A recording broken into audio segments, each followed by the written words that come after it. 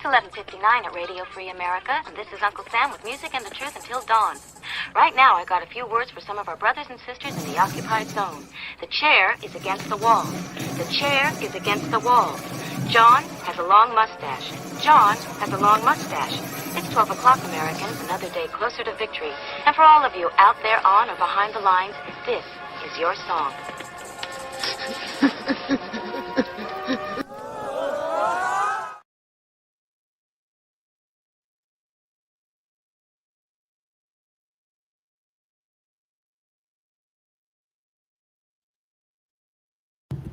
Oh, tapping it too long. All right, welcome everybody. I'll do a quick commercial for Gizzard, who's quirking us right now. Yeah, that's true. He's quirking us right now.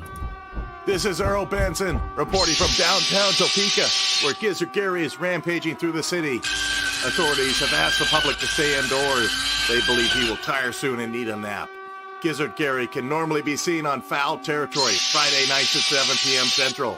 Wednesday, 8 p.m. for the channel members chat. Stay safe and give him the bird. Earl Benson signing off. And then the puppy would like me to also put a plug in here for our store. You're a capitalist. You like to support stuff that's focused on the Second Amendment? Buy stuff from our store. GearWebsites.com is your source for firearms-based playing cards and books. We also have mugs, shirts, and posters with designs that we've made live. Of course, we have patches. Every Friday is Free Patch Friday. We appreciate your support. Thank you for shopping at GearWebsites.com. And welcome everybody. We're here with our puppy co-host, and we're about to start the conversation here about this weekly wrap-up, 2A wrap-up. So bring up on the screen all the puppies being gross. Hey, why do you gotta wait until we're live to do this stuff? Don't do this stuff. Hey. He's gonna just keep doing this stuff. All right, so thanks everybody for joining us. This is a live conversation after all. We do this on Friday nights live, midnight Eastern. We are encouraged to be part of the show. This is the internet. It's not the old-fashioned distribution of programming. This is the live, interactive technology that we have at our disposal here. So take advantage of that. Be part of the show. If you're listening to this as a podcast in the future, it's a little bit tougher to be part of it live, but you can be part of the show just simply with a bit of a time shift. And you can leave us a comment or a question or something like that, some kind of feedback at the platforms you might be listening to this on. And we appreciate that. But you can always come over here to YouTube or to one of our other platforms and ask us a question there. We pretty much watch all the comments that are coming in, and we value them. So thanks for doing that. We just posted a couple of links for people that are joining us live for our podcast. We have consolidated it over at Podbean. You can still go watch it wherever you want. I guess I could push this over on the screen, huh? You can still go watch it wherever you want, like iTunes or iHeartRadio or Google or Spotify or any of those places.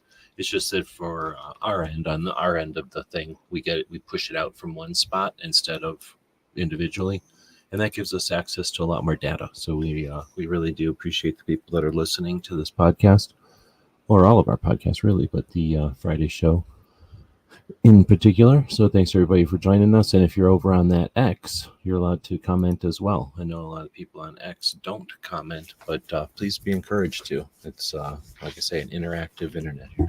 All right, so we're sharing the screen with our Substack, which is essentially our blog, one of our blogs. We post the same information out in the description of the video that you're watching on YouTube. It's also over on our Patreon blog. And that's the goal. We take all this information and kind of make notes throughout the week. And the stuff I watch and the stuff that's important, that's related to what our Second Amendment protects. Puppy is now gone to sleep. He could care less about the show right now. So this is about what our Second Amendment protects, not so much necessarily about the grip angles and new things that are being developed or whatever came out at the last industry show.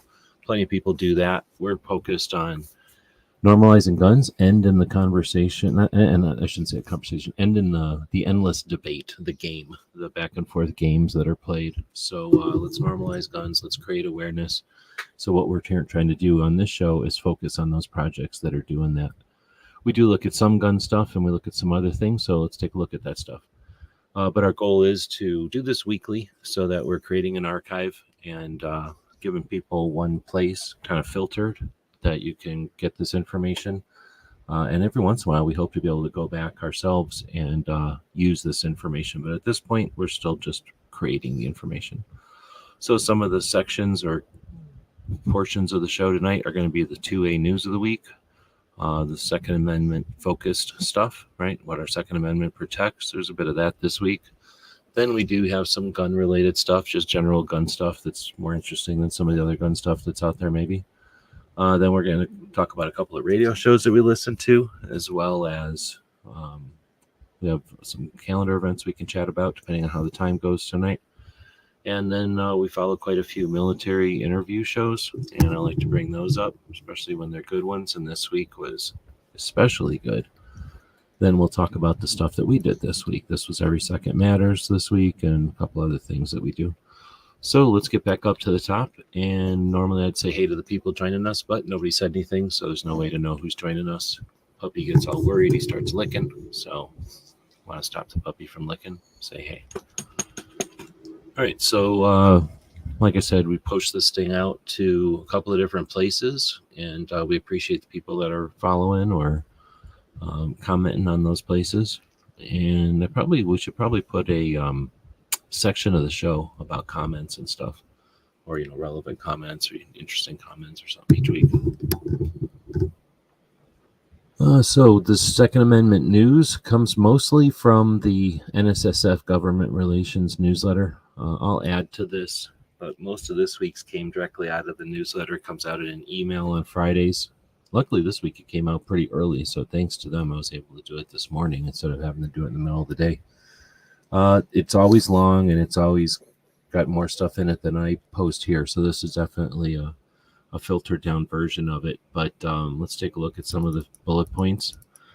It's gun storage check week. So I guess the idea is we're supposed to check guns that we're storing, I guess. Then we've got, so they do these things incrementally. If I had a panel or something, we might chat about that. Might be an interesting topic for somebody that does have a gun panel or a gun related panel on if these awareness months are able to do anything and what's necessary for them to be useful, right? Like if no one pays attention to them, they can't be useful. But if we do pay attention to them, what's the result? Is that a good thing? Is it a thing that unites people? Even if the thing itself isn't uniquely valuable or, super critical, the practice we get from doing stuff each month, what would be the result there if we were unified, at that level of cooperation? I'll keep going. The what's-his-face's kid is on trial for lying on the 4473, and, quite a bit of focus on that, of course. I'll let others do that commenting. The NSSF puts out NICS background information, NICS background check information, and I'm always going to dispute that when there's more universal background checks until they show me that they can remove the influence of universal background checks. And I don't believe any of the 4473 data, but it is all we have because nobody else is out there tracking this in any way. And I don't know if there would be any way to track it really. So what we have is NICS data, and that's down 7% from last year. It doesn't sound too bad, I guess, but when you look at it, we're essentially almost back down. There was quite a bit of a rise in 2020, and then we're down from that. So the rise has gone away, and we're pretty much back down, almost back down. Not quite, but almost back down to the numbers of gun sales that we were pre all the bullshit of a few years ago. So while it says it's only down 7%, that's after a few years of down 20-something%. So we're definitely down from any spike that we had. I think I'm going to go ahead and wipe this dog's face while we're talking, since nobody's saying anything out there. Bank of America is easing up their policy for refusing to do banking with gun-related companies. And that's kind of interesting news. I don't know if anybody has been talking about that on the mainstream. I don't really follow the mainstream stuff, but I don't think I've seen that out there. So, we definitely hear about it. And there's Woods out there. Welcome. We definitely hear about it when the banks do something to slight us or to kind of prepare to start messing with us or something. And I'm not saying we should ignore their willingness to comply with the craziness that's suggested from the antis, right? So the antis come up with something like some crazy idea. We should track credit card sales with guns. And these banks, unless they're unless they're made aware of the situation, they might say, okay, that sounds like a great idea. Let's just go ahead and do it. So when they get pushback, which they did obviously at Bank of America, because, well, for all different kinds of reasons, I don't have to tell you why we would push back on that or why anybody would push back on such a thing.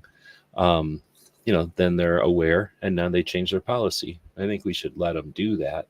But we should also remember and make sure that maybe at some point we come out and tell them, hey, just remember that time, so we don't have to wait for this to happen again for us to have that interface with them. But yeah, you're not there. Sorry, I'm just kind of wasting time as I'm wiping my dog's face.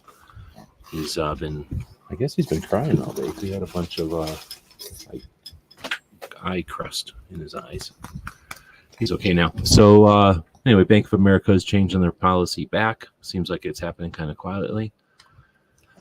Next up is we have a Senate something or another that has 32 co-sponsors. And then we have a House, I forget what these things are called, resolutions or something, with 107 or 164.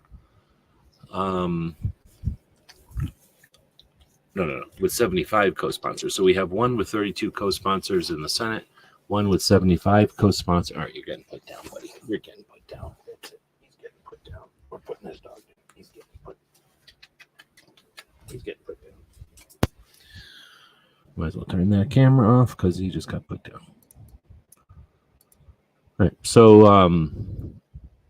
so not like an overwhelming amount of co-sponsors, but these things have co-sponsors in both the House and the Senate condemning the final rule bullshit that's going down. So, we have the lawsuits, which are nice, I guess, but I like the idea of supporting representatives who we elect to represent us to hold the other branches in check. Right, checks and balances. So I think this, effort could be. It would be neat to see that happen a lot more, or see a lot more attention be focused on these types of things. We'll keep moving. I heard this came up from the NSSF. So this is the industry organization, NSSF, and they don't typically say the sky is falling. Sometimes they'll report stuff that's adjacent, but I don't think I've ever seen them lead the way on anything. And I don't know if somebody can tell me if they've heard about this before, but they're saying that the gunpowder supply chain concerns have been voiced by Vista Outdoors, essentially because of all the stuff that's going on in the world. The markets here are going to cause prices to increase. So I'm not sure if I just missed it in the past when they bring up stuff like this, or if this is a unique thing that they're bringing up and we should be paying attention to this. So let me know what you think. But this isn't the first time we've seen this happen. And I'll just put that caveat, I guess, out there that whenever stuff like this happens, you've got people, they're not necessarily waiting in line. They've just been waiting in the shadows because they have a recipe for this. When ammo prices go up, their ammo goes for sale. That's when they come out and they start selling their ammo because they've gone through this cycle so many times. So you're going to get other people who, they're just going to get a lot of people coming to the surface that have been kind of dormant for a while whenever there's ammunition supply issues. So interesting to see that one's, I don't know if it's rising or if it's on the surface or what's up with that, or maybe it's just potential. The Attorney General had sat for questioning for quite a few different things, including, so this is the Attorney General, not the ATF, but the Attorney General. And again, sat at a House, so House of Representatives, checks and balances, Judiciary Committee, focused on the Department of Justice, which is executive branch, and essentially the branch who's in charge of oversight, right, on the other branch. These representatives in this committee are essentially in charge of the Department of Justice, even though the president at the time is the one telling them what to do. Their boss is us, and our representatives tell them what to do. And this committee is that people for us.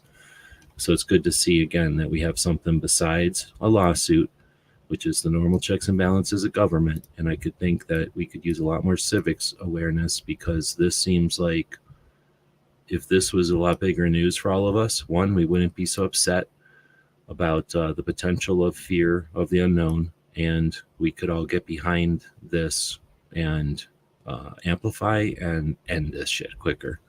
But essentially, the Attorney General, not the ATF, but the Attorney General is being held to task, is that the way to say it, on redefining stabilizing braces, redefining frames and receivers, the expansion of engaged in doing business, and the zero policy that ATF has done on the gun shops instead of on criminals. I don't know about the instead of on criminals, but the zero tolerance policy on applied to gun shops is what specifically they asked them about, I guess. So I think this is great, and I'm bringing it up because I'd like to see more of this focused on. Really, it'd be awesome, because then again, as just said, we'd be less fearful of the unknown if we know that there's actually stuff happening besides just these phantom lawsuits that we hear about every once in a while in some Instagram post. The FBI director appeared before the Senate Appropriation Committee about fully staffing NICS. So same way, the representatives in the House of Representatives monitor and, I should say, oversee the Department of Justice. They also fund the executive branch and all that. So the FBI came over to the Senate, I guess, and said, we need a bunch of money for doing NICS. And I didn't put the rest of the article in here because I don't agree with it, but there should be no NICS. We shouldn't be worried about fully staffing NICS. We're talking about removing NICS. It's an artificial concern. It would be suggesting that we had to do some kind of background check on drivers to make sure they weren't going to be drunk drivers or reckless drivers or negligent drivers before they could have a driver's license or before they could even own a car. So this is unnecessarily invasive or intrusive to gun owners, and we should be getting rid of NICS. So I'll put these things in here because they're coming up, but it's not because I agree with them. Then we get the gas-operated semi-automatic Firearms Exclusion Act. So they came up with that so they could say Go Safe Act. From what I understand, there's a bunch of sky is falling folks out there worrying about this. We either are aware of these things and we cut them down like weeds, or like, the erroneous flower in the garden that we don't want. Oh, this isn't a flower. This is definitely a heinous weed in the garden, not like anything pleasant or useful. This is a heinous weed that's poisonous, and it attracts poisonous vermin, and it also stinks like poop. So we want to get rid of this out of the garden, but you don't want to just ignore it like some folks would, and you definitely don't want to go worship it like other folks would. So let's just get really good at stomping these fucking things out, and that doesn't just mean watch them go away, because they're not going to, it's essentially phantomware, but it what's the word? Shed light on the idiots who would pass these things, because they're just doing this knowing that we're going to ignore it. They're doing this for political points and fundraising. So if we keep allowing them to do it, that's like allowing these weeds to exist that smell like poop and attract poisonous vermin. So let's get rid of these things, and we don't have to make a big deal out of it. We don't have to worship these things every time they happen and then stop everything and all concentrate on it. But we should get really good at just removing them effectively, and we'd be better off. They'll go away, right? They won't come back once they figure out they're not going to profit off of us. Well, let's see. This just was an interesting fact, I guess. More than 22 million new gun owners lawfully purchased a gun at retail since the 2020 election. Now, I have no idea how they did this, but it said there was 50-something million NICs. So they came up with 22 million being new gun owners somehow. So, I hesitate to agree with their numbers because how are they going to know? Like, seriously? Like, maybe some logarithm ran through the data or something, but nobody verified any of this. But it's an interesting number. It would be more interesting, since that's a 4-year span, to know what every other 4-year span was like. If a normal year is 18 million, that's different than if a normal year is 11 million, right? Or if a normal year is 2 million and it's been 22, that's a huge increase. But if the normal year is 25 million, it's telling us different data. So it's interesting, but it's only a portion of any story. Let's see. And then for some reason, NSSF posted a big thing about fixing NICs. And the only thing I'm going to put in here about that is they've been advocating for that since 2013. And I'll keep saying it. I'm the first one to say I like NSSF as much as I am totally upset at NSSF. They do a lot of interesting things, and they do a lot of wasted time shit, and fixing NICs is stupid. Let's get rid of NICs. So I'd rather, if they put the same amount of time into end NICs as they put into fix NICs, maybe it'd have been gone sometime between the last 11 years. But I'm not here to hate on them. I just think it's a dumb thing to worry about fixing it. Delaware governor signed Bill 271 into law that repealed the decades-old prohibition on hunting waterfowl and other game birds on Sundays. Figure Woods would like that one. I don't know, that seems like a weird thing, but it's good that they moved the Overton window back over. I don't know why they would have prevented hunting on Sunday unless it was a religious thing or a, conservation thing. Like if they were slaughtering all the game birds or something, then taking out a weekend day makes a lot of sense because that's going to disrupt, the slaughter, let's say. But typically, unless they're not able, like typically game and fish departments are able to monitor populations and do, things correct themselves. So to have that be decades old, again, I don't know. Woods is saying we need 3 data points to form a hypothesis or a trend. Yeah, exactly. So, just giving us a data like that is kind of hokey. I don't know. It's close to hokey adjacent. Anyway, so thanks to them for posting this. This was a huge email that I distilled down to these bullet points. By no means is this everything that happened during the week. There's certainly a lot of news of the week that I don't even bother putting in here. Probably could, but I also don't have all the time in the world. So let me see. I'll take a second here to say thanks to our patrons who make projects like this one possible. So we're gun websites, and that's because we have a bunch of websites. And then YouTube came along. We started doing YouTube back in 2009, somewhere around 2011, 2010, actually. They started going live on YouTube because other platforms existed, and YouTube added that functionality. And since that, I want to say it was a Thursday afternoon or something, that the live button existed on my channel. It was one of the first channels to get it. Boom. I've been live almost every single day since then. So we thank our patrons that allow us spend time focused on what our Second Amendment protects. I certainly didn't always do this. I used to just do dumbass gun reviews and shit back when there weren't anything like that on the internet. But now that there's infinitely many of them, I don't feel any compulsion to add to that. So instead, I let other people who dig that crap to do it. And I'll keep focusing on what our Second Amendment protects. So our Patreons allow us to do that. And it's not like I'm independently wealthy. So they're the ones that give me time to devote to this. Otherwise, I spend the rest of my time paying off bills. So I thank them, but I don't have all the time in the world. So if I did, I'd probably get an assistant or something and we'd get more data in here.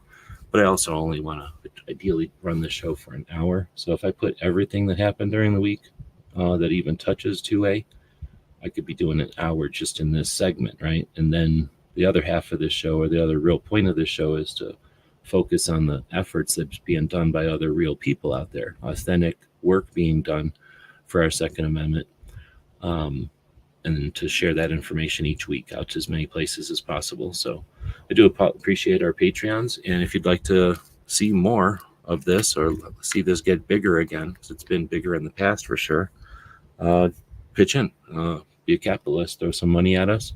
I'm going to recommend you take $20 and go over to Patreon, throw like 5 of it at us each month, so $5 a month at us, and then take the rest of that 20 and look around Patreon. We support like 30 people over there, so right away $30 or more, probably $50 that comes in on Patreon goes right back out to those 30 people that we support. Those are people we know mostly, but some other projects that are good. Actually, I think one of them fell apart, so I need to go in there and remove that one. But for the most part, it's a bunch of people we know and projects that we support, cheap, like $1. But the goal is to help you find other valid projects that are out there. So look around Patreon, find something that you find interesting or something that you value, and support it. Give it $2, give it $10, give it $5, whatever. Fill up that $20 or spend that $20 on Patreon. Do that for a few months, and let me know after a few months if that, let's say, $100 you invested in different projects out there was worth the time, or I should say worth the money. And I think you'll find, like I do, that it's very interesting being a financial backer of stuff that you value, no matter what it is. It could, hopefully it's some Second Amendment related stuff, but even if it's just your hobby or your interest or your occupation or something, and there's something out there that's grassroots or innovative that you can support financially and be part of a whole bunch of people throwing a little money at them, that adds up. I can tell you, we've done some massively awesome things over the years with a bunch of people throwing in $25, $15, $5 each. That crowdfunding is a super powerful thing. That's why I know Second Amendment stuff can work. Like it definitely can work. Every time you see a comic book raise $1 million, you know that Second Amendment stuff can work. We just haven't figured out the recipe to make it work over here. But anyway, Patreon is part of that. Patreon helps us to keep doing what we're doing, and hopefully you'll find other people that you support over there and enjoy that aspect of capitalism, that ability that we all have to freely, with our own discretion and our own values, shuffle our resources, in this case money, to each other and make things happen without interference of the state. So again, I really appreciate people that use Patreon for that. Patreon's one of the cheapest ways to do it as far as costs and things go. Don't let anybody tell you different. But we'll keep going. So that, like I say, would be a bigger portion of the show if I had more time to work on it. But like I say, I try to keep it an hour, and I do the stuff I care about the most first, and then the other stuff gets added on.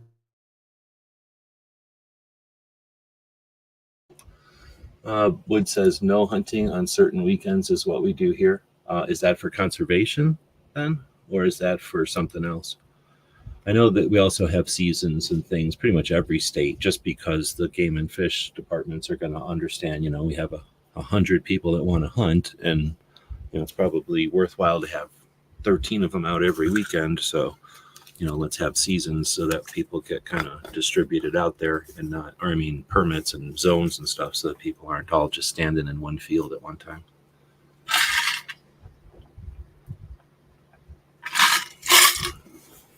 All right. He said, yeah, for conservation. All right, so we'll talk about the Second Amendment related stuff first. I guess I forgot to put in here Brooke Cheney's Suicide Prevention Saturday, which is a error on my side. I think I watched it last week. I'm trying to remember what I was doing on Saturday. Oh, no, I didn't. I was hanging out with Tony, and then as soon as me and Tony ended that show, I booked out of here. So I didn't see Brooke's show last week, so that's probably why it wasn't in my feed, and I forgot to put it in here.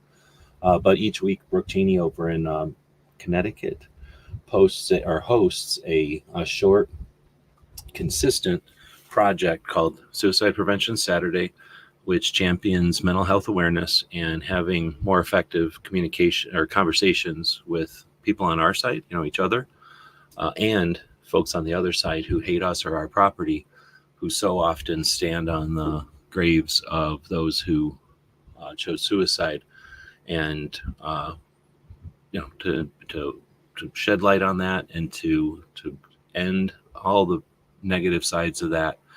Brooke puts effort each week into normalizing that conversation.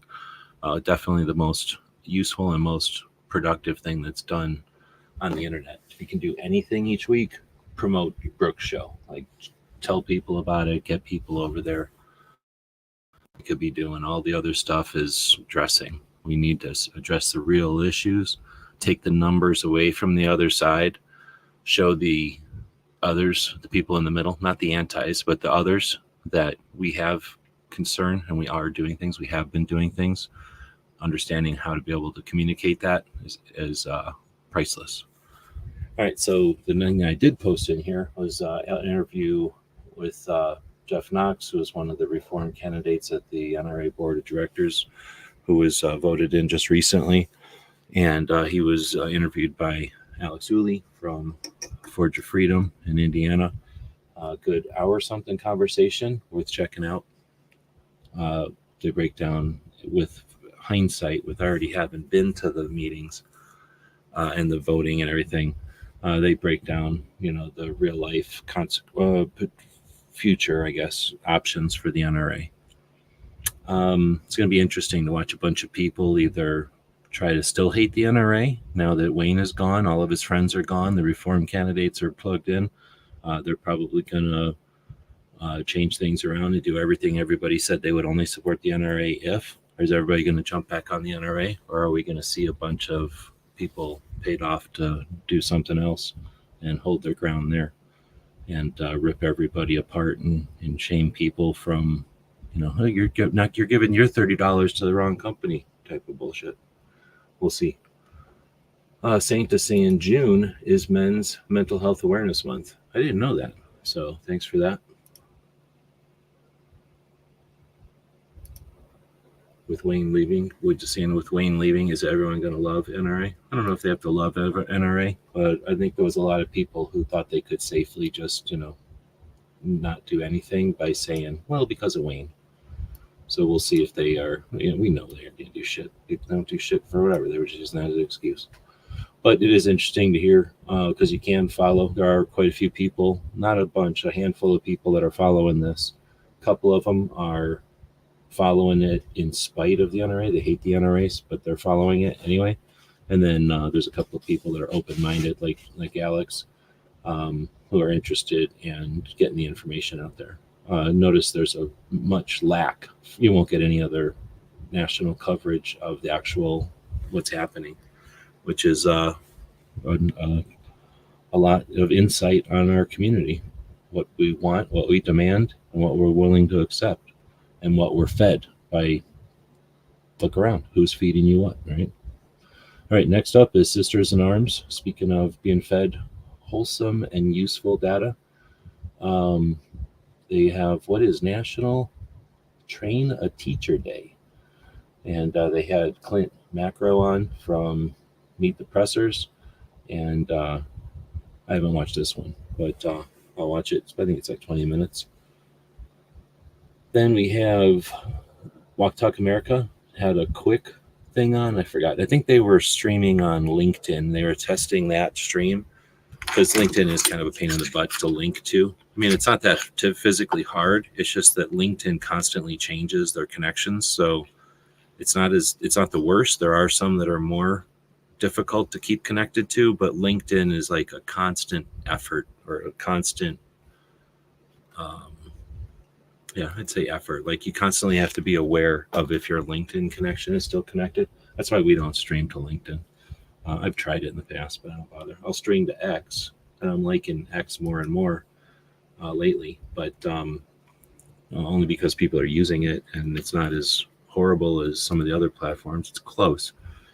But anyway, these guys were practicing streaming to LinkedIn, and they were talking about I guess they're getting ripped off. So Walk Talk America claims to be the the intersection between guns, mental health, and the firearms industry and the medical community.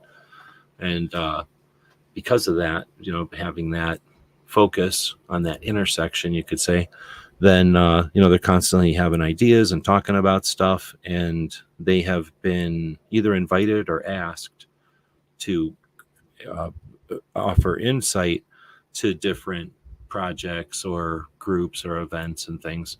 And I guess a couple of times now, the people from Walk Talk America have either been invited or have commented on stuff that's happened, and then the organizations involved just kind of hork their stuff and essentially attempt to use it. But they were using an example of, I can't remember who now. It's about a 20-minute video. But I can't remember the details of it. But somebody had tried to, or somebody had stolen one of their concepts and included it in their like handouts or printouts. But because they did all the Walk the Talk America stuff without citing Walk the Talk America and we're supportive of red flag laws, it's not going to go anywhere. It's just going to be essentially anti-gun, essentially, if they're going to support red flag laws. So these are people that listened to what Walk Talk America had said, but don't understand how red flag laws are a non-starter with gun people. And essentially Walk Talk America in this chat, the guys are talking about how when these people steal stuff from them, it's frustrating because then they'll wrap it up around their turd, wrap it up with a turd, I guess, and then it fails. And it's just frustrating to watch them not totally understand and then steal their concepts and kind of waste them or ruin them. So I guess welcome to the world, right? That's what's going to happen when you put stuff out to the free market, the free world, the free, the free open conversation out there. People are bound to take stuff and run with it. Let's see what's, there's Gunpowder guy. Welcome. Let's see what's saying. Train a teacher. We need to get the message out only to the teachers that want to. No one is saying all teachers can or even should. Right. And that's usually the message that we'll get, or you hear when there's a debate about it. You want all teachers to carry guns? No, usually not all teachers are required. Okay, so I didn't watch this one either, but Jake is saying something about there's some stigma around gun owning clinicians.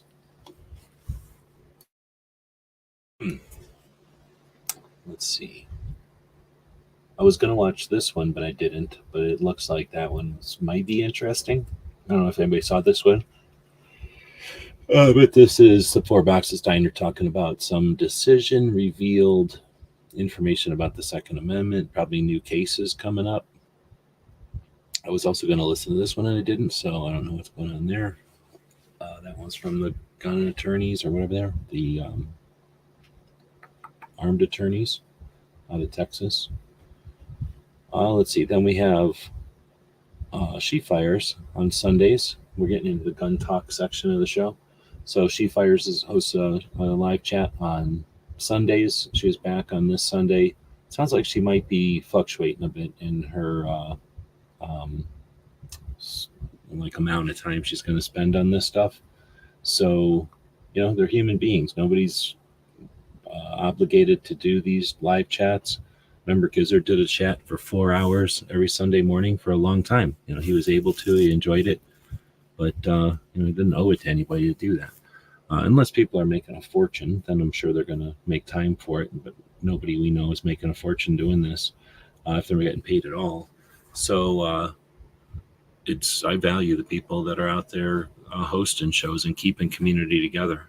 I don't know how long you've been around, whoever is listening to this, but if you've been around any length of time and there's something that happens, some kind of stressor, some kind of something that happens, and we just dealt with a big one a few years ago, but we've dealt with shortages in ammo, and we've dealt with abuses, and we've dealt with states, and we've just had our individual things, just our own problems and our own issues that come up over time, and having a community to be aware of and to interact with during those times is invaluable. It is more than priceless. It's pretty much what we need as humans. So this technology that is available to us. Allows us to find people that actually care about the exact things we do, very specifically. And the people that host and create the conversations and the communities around these topics are, again, like, invaluable. So I would say, again, don't take anything for granted. As often as you can get to a live show and interact, there's a human on the other side. So, I mean, unless it is an asshole on the other side, they're going to go, oh, look, there's another human being on the other side. This is, validation for me spending this time here.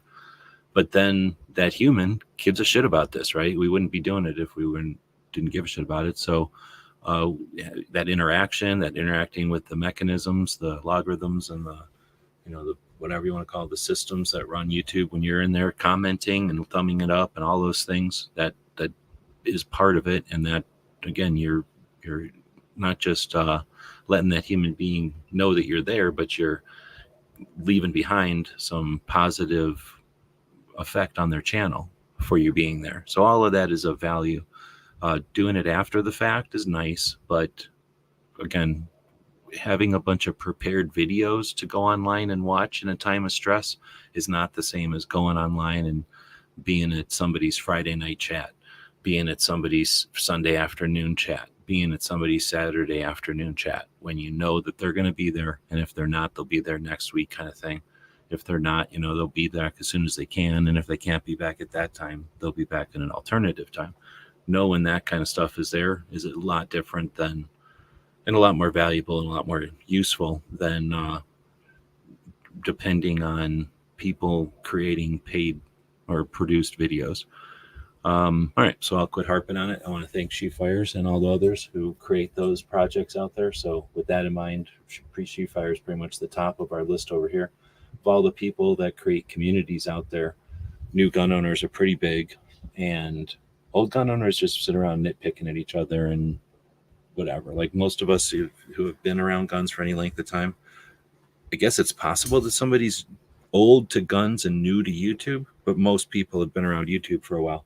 So we know who's out there, and we know if we want to watch a sports show, or if we want to watch a tactical show, or if we want to watch a sales show, or if we want to watch a night vision show, right? We know what the different shows are out there. So just having people who are chatting about general stuff to old and new, and sharing information, that stuff is fun to watch, and it's super useful. I guess what I'm saying is, if we have just the old-fashioned chats, everybody knows each other, the new people don't feel welcome, they don't interact, and they don't necessarily stick around. So we can't depend on, like, this show. Like, I don't know how many new people show up to this show, very few. You're welcome to, but you're either scared or you're not here, right? Because they're not commenting. But on She Fires show, they're encouraged and they feel welcome to interact. So those are just some of the reasons She Fires show is pretty good. Let's see. She Fires is a neat lady. It's been cool watching her go from a novice to getting way into it. 2017 or 16. I don't know what that means. But Woods is saying that it's been cool watching her get into it, for sure. I mean, I personally like watching people on YouTube. I mean, I used to like watching people on Instagram, but Instagram is just horrible now. It's just not possible. You used to be able to watch people get on Instagram, get their kind of bearings, and then just take off, and that was fun. YouTube doesn't ever happen anymore. So every once in a while somebody will grow. Chris is growing pretty fast, but most people just kind of slowly grow. So that part of it, I guess I don't pay attention to on YouTube. But when I see somebody like She Fires host a show, right? Like, think of all the people hosting shows. She Fires hosts a show where it's almost entirely chatting with the audience and then sharing and having discussions and stuff. It's not so much a presentation, and it's definitely not like shooting the shit or anything like that. It's anyway, I'll keep going. So up in Colorado, they've been dealing with a bunch of garbage, and it looks like it has bothered some of them. I don't know why. They have the third largest organization in the country that brings in the third to the most money from gun owners is in Colorado. So you would think they wouldn't have to worry about nothing since they have such a large portion of the firearms industry's money going to Colorado specifically to fight Second Amendment issues. And that organization takes credit every time something happens positively in Colorado. But here's people trying to raise money anyway. So for other organizations that have nothing to do with that one, it's almost as if that organization doesn't do shit in Colorado. But that's here nor there. So Melissa on the right and Eva, I think, on the right, Ava on the right, left, I mean, are Dragon Man's daughters, and they're working together to support an organization called Balancing the Rockies. And it's Ava's, well, she's affiliated with it. I can't remember if she started it or she's just affiliated with it after it was started, but she's definitely interested in it. And it is strategically looking at the counties in Colorado that are, I don't want to say at risk, but able to be moved. And there's a couple of counties where Democrats just barely have a hold, and there's a couple of counties where Republicans barely got in. And the goal of Balancing the Rockies is to support those counties where the gun supporting politicians or representatives would get support from this organization as opposed to the ones who are anti. So it's another way of supporting or creating an environment that's positive and not negative. And this is a attempt by the girls to do a fundraiser. So there's all kinds of prizes, including a bunch of guns and stuff. So they definitely know what they're doing when they're organizing a giveaway of epic proportions. And there's a lot of stuff, so you might want to check out that video. It's essentially a fundraising drive for this nonprofit in Colorado to affect the elections, or to influence the elections to balance the distribution of parties so that they don't have the abuse that they had this year. I don't know. There's other states. Does other states have these? Do other states have these type of projects or concepts? I don't know if every state has the right, if every state is the same. I'm not much of a, I don't know what that would be. It's like someone who's into civics or politics enough. I don't know if like all the states have the same number of counties, or if like it only works in certain states or something, but it seems pretty novel. I haven't seen anybody else attempt to do this, especially with a gun giveaway. So pretty cool. Let's see. So then Matt and I were on with Yankee on Shooting Left to Center. We chatted about different things. Yankee does that every other week, I think. Kind of every other week. Check that one out if you like Yankee and Matt. Let's see. Then we got Tony does a show with a bunch of people on Tuesdays called the Gun and Gear Review Podcast. They've been doing this one for a long time. They sit around talking about guns and gear at the same time as Ghost. So I usually run both shows at the same time. And they're just two shows talking about guns and gear. So I'm usually listening to both. Let's see. Then we got Night Strike started doing shows. Figured I'd link to that. Seems like he's been doing a bunch of them. So maybe he's back on the YouTube again. I think he's been doing them on Rumble. I didn't watch this one, but this is like a 45-minute video from the NRA show from Meet the Pressers. And I haven't seen too much from NRA other than like close in on a gun or something. So I'm assuming with the 45-minute show and the way that these guys edit and film, this one might give you the best panoramic or view of how big the Texas show, the NRA show, really was. Let's see. Then we got Forge of Freedom, How to Change the World. I'm trying to remember if I listened to this one or not. I know I had this one in my list, and I may have listened to this one earlier today, and I might just be flaking on it. But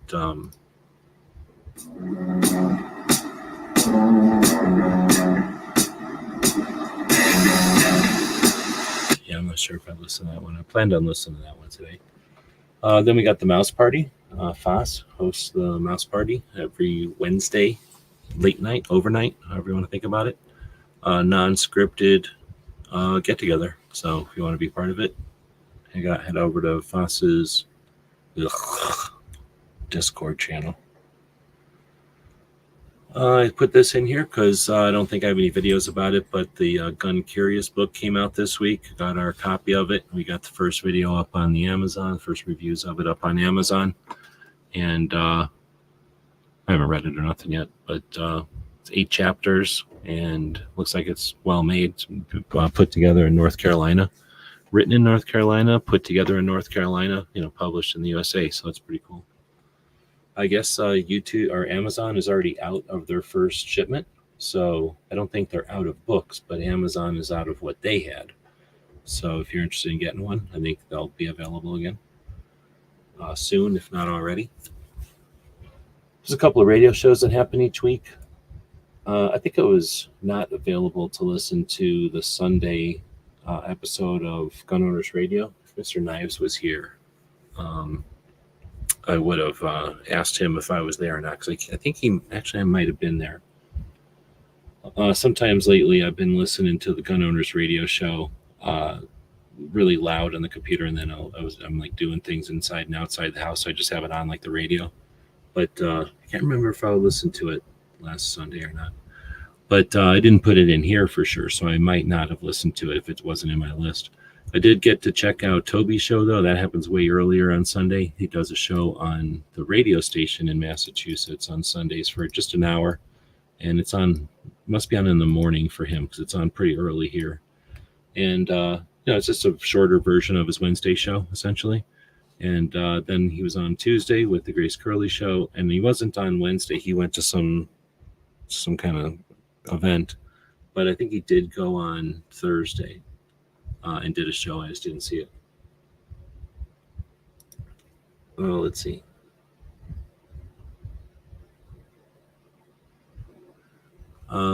Woods is asking if I'm going to read the Professor Imane's book. Yeah, I'll read it as soon as I have a chance to do it.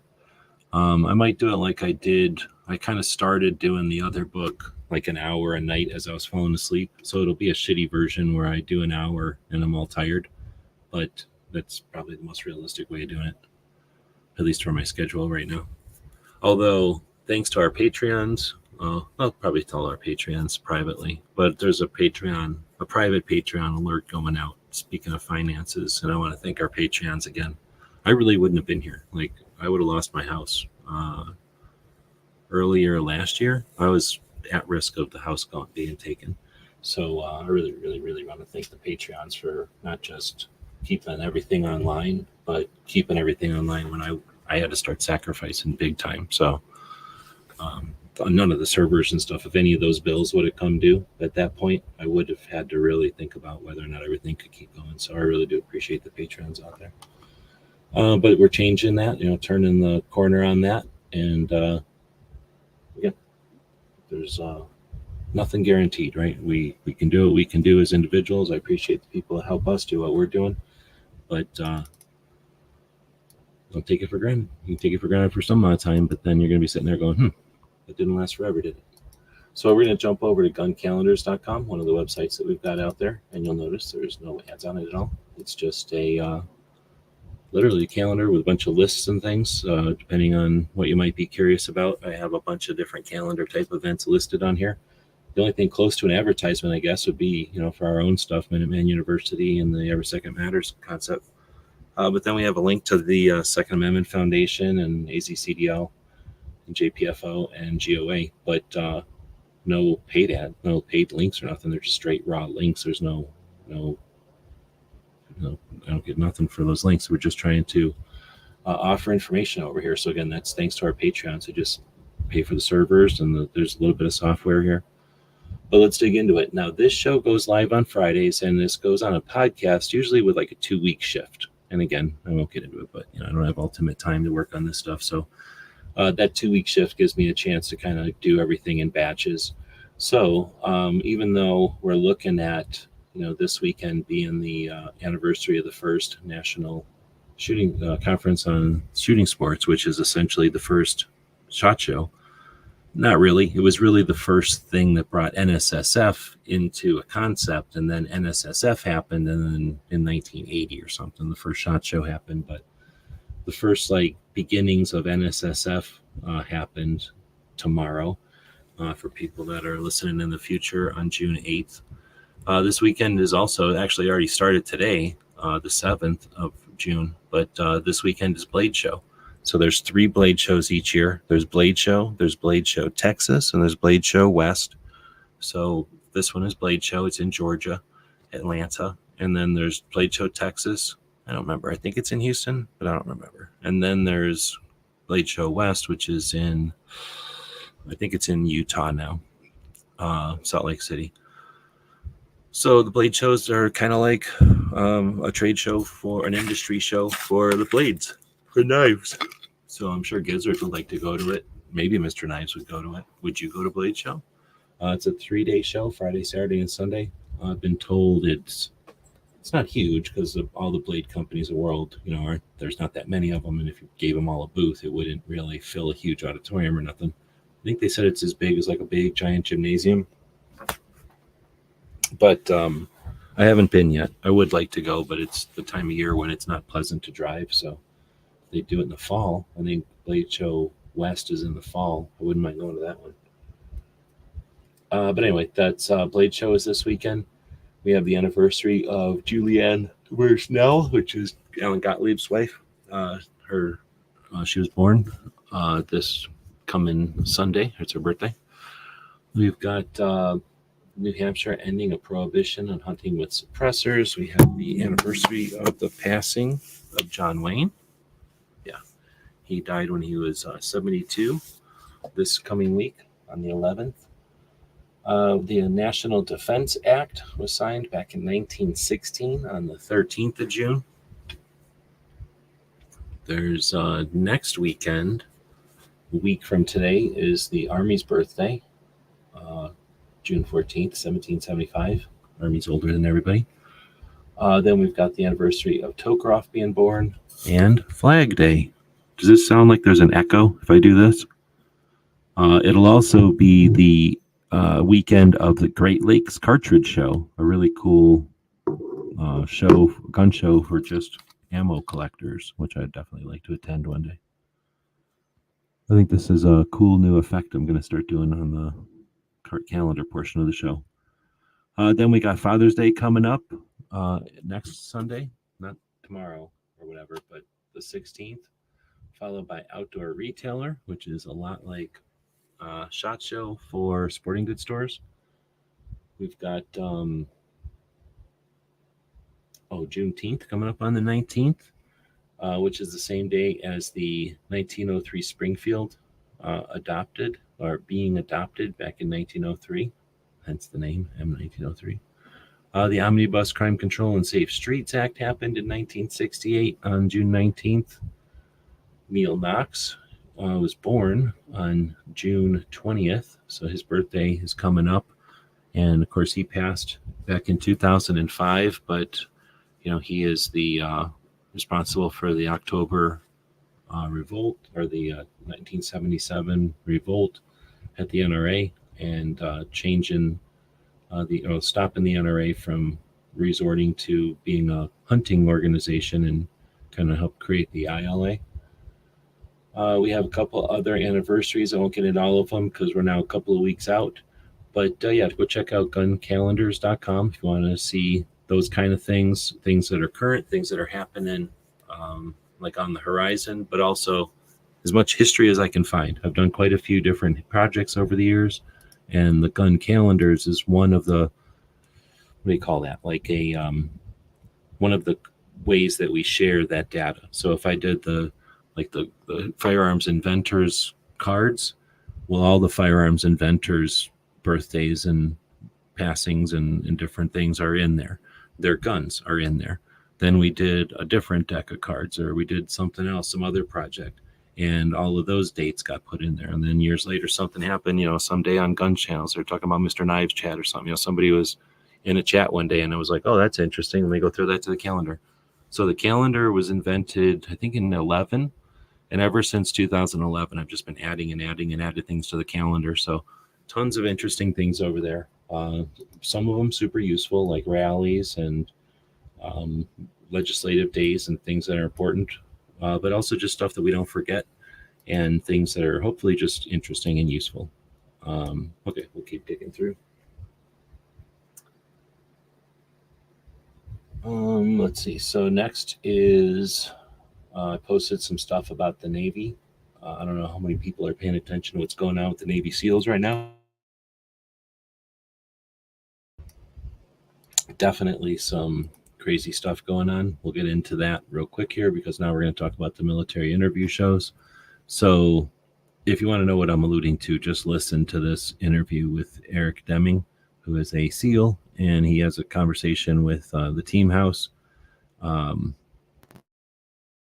you're familiar with any of the current name kind of name household name SEALs that are out there, this is going to be very interesting data. So we'll see how that turns out, and we'll see how much of that hits the prime time, but we'll keep going. One of the shows I started listening to is called, well, I guess it's Ironclad is the name of the channel, I think, and then Borderland is one of the shows. They have like 3 shows. I listened to 2 of them. The one of them I don't listen to. But this one is super interesting. This guy on Borderland pretty much talks about border issues, which, you know, being 100 miles from the international border with Mexico, I've been paying more and more attention to as it's degenerated or whatever. There's always been an issue with the border, but it's become different in the last years, number of years. Hasn't been anywhere near as bad as it was when I first moved out here. And then it got overhyped for a while because it really wasn't that still that bad. And then it got insane. And right now it's a whole nother level.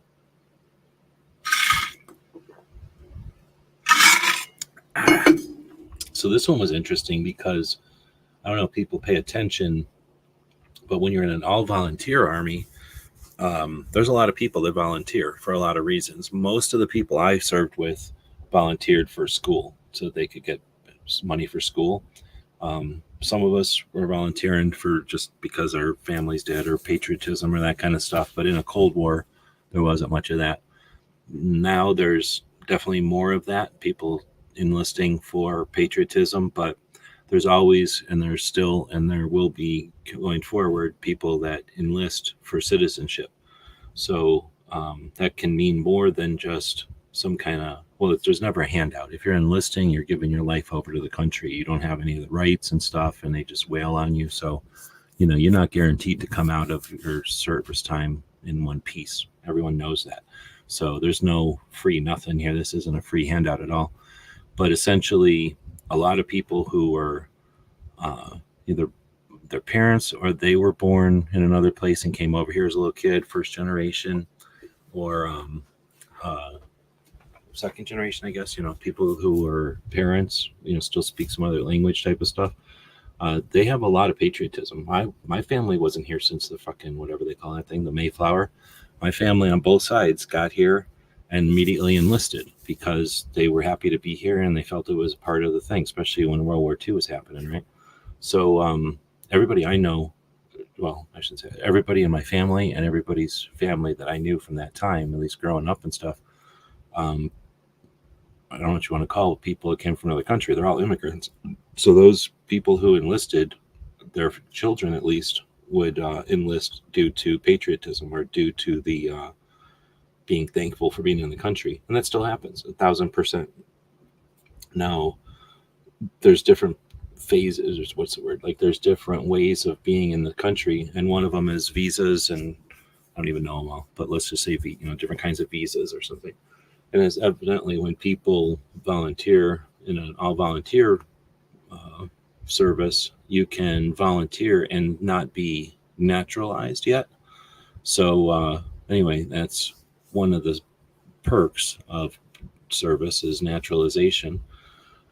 So this is a show where they talk about the phenomenon when, because naturalization of enlisted is kind of rare, you know, it's got to be super rare actually. I mean, compared to all the other things like having a, you know, a sore tooth or having a broken leg or something, like it's a characteristic of a soldier, but it's not, you know, most soldiers are citizens. So anyway, they are aware of citizenship class or whatever that's called. But they don't care about it. Once you're enlisted, and they don't care. So what happens is naturalization gets put down on the list of priorities, and it doesn't happen all the time. And I guess people can go through their entire military career and come out and still not ever get naturalized. And if the military doesn't do it, then they're back to the normal system, and they don't get necessarily a cut in line because they were due it in the military. And I don't know if you can imagine going to the post office or any kind of government thing if you haven't been in the military. But just because the government is supposed to do something doesn't mean they tell you they're supposed to do it. And they certainly don't tell you when you're supposed to do something to trigger the thing to happen or whatever. So if you're told, yeah, you can get naturalized when you go into the service, and if they don't say, go over there and get naturalized tomorrow, you're not told to do it. You may not realize that it's on you to make it happen. So that's what happens. People go through, they come out, and I'm going to say inadvertently, because I don't think anybody's trying to screw them over. It's just that it doesn't come up and they don't know to ask. So they get out without being naturalized, and then they're back where they started. So anyway, it's a bullshit thing to do, and a lot of people are just going to blow that off. But again, it's a giant factor that we have, and it's not something that necessarily should be blown off. But then here's the problem: even if you are inclined to blow it off, you're a dumbass, because what happens is when they find someone is not a citizen, and it doesn't matter their service record, they're going to deport them. So somebody who's lived in this country at some amount of time and then lived somewhere else doing service probably for a long time, and then gets out and then gets kicked out of the country. Now they're living in some other country that they may not have ever lived in before because of a technical legal thing here. And now what are they supposed to do? So now they live in a different country. They can't really come back. They're only used to being here, and the cartels are preying on them because now they have knowledge and skills, and the cartels want that stuff. And they don't have to, they don't have to be willing to give it to the cartels. The cartels can use families and influence to get that information. They'll just take these people, they kidnap them and stuff. So it's a weird facet of our system when we have so many people involved in so many different situations and stuff, and a system that tries to deal with everything but can only deal with so many things. So pretty interesting. I had no idea about this whole aspect of it, but unfortunately it sounds like we're ignoring this or not paying attention to it at our own peril, because again, the cartels are not scrupulous, and they're going to take whatever resources are available to them. All right, changing gears to a equally interesting but totally different way, in a totally different way, a conversation with a colonel. Well, he's a colonel now, but he was a captain or something in Vietnam, and an interesting dude who had a crazy, interesting career and did a bunch of different things, doing jobs in the military that most people don't probably think about. But when you're an officer and in the Cold War, I guess, there were a lot of levels of bureaucracy, I guess is the way to say it, like that no one would know, right? How would you ever know? So this guy talks about a bunch of like his path or his adventures through there. And he's a good conversationalist or whatever. Great. Sometimes you hear the guys from Vietnam and they're not so great at getting the stories out. This guy doesn't have a ton of stories, but he does have some, and lots and lots of interesting kind of careers or job roles, I guess, hats that he's worn throughout the military or the Army throughout the time. Really good interview, and it's 2 hours or something. Little puppy hurt his leg this week, so thanks to everybody who sent wishes to the puppy. His leg is okay now. I think he was just milking it for a while. Let's see. We had an Every Second Matters. We're getting into the stuff that we do this week. We're doing pretty good. We're just running a little bit over an hour now. So we had Every Second Matters this month. I decided to host a show.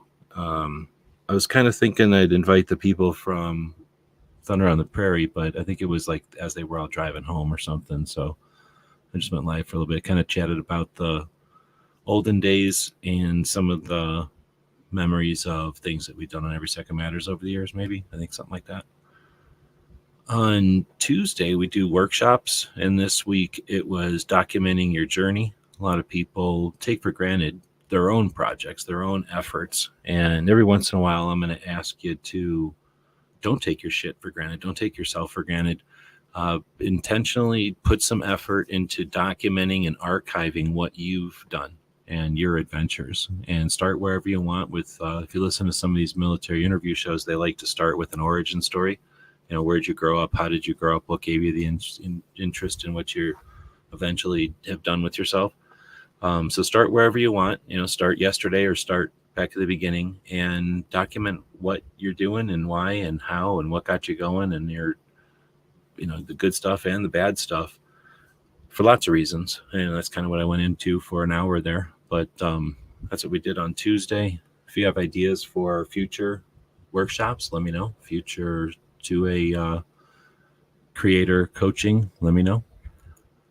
Then I think the last thing we'll chat about today is Ask Gun Questions. On Saturday, me and Tony get together and chat about, well, we answer gun questions, kind of. We sometimes answer gun questions. Not that many questions come in, so we end up chatting a little bit.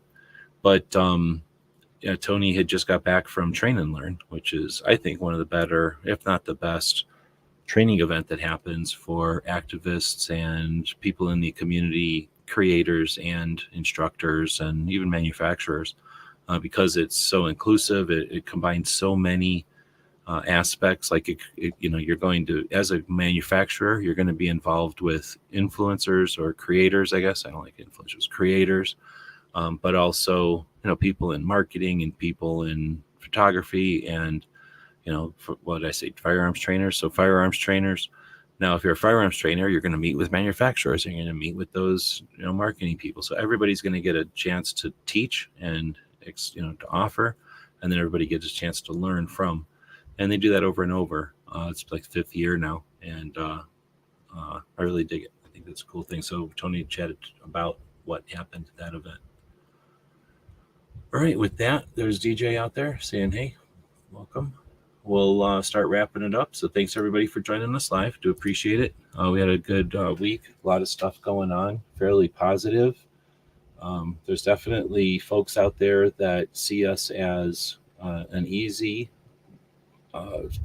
segment of the community or the country to abuse, but we're slowly and I'd say deliberately, to some extent, it's not accidental. You know, it's not like everybody's on board, but we are eventually, and we are slowly becoming, you know, more and more of a hard target for the other side. So while they're not completely gone, they are fracturing, and they do not have strong offenses at all. As soon as we get used to getting some black eyes and get a little bit stronger, there'll be no match. And now our next challenge will be how to be good winners, right? Like, because we're not always good winners. Speaking of good winners, there's Gizzard. Welcome. So we got here just for the end. Thanks, everybody, again for joining us. Episode 1770. Go check out any other show that you watch and see how many episodes they're up to. We've been doing this since 2016, almost every day.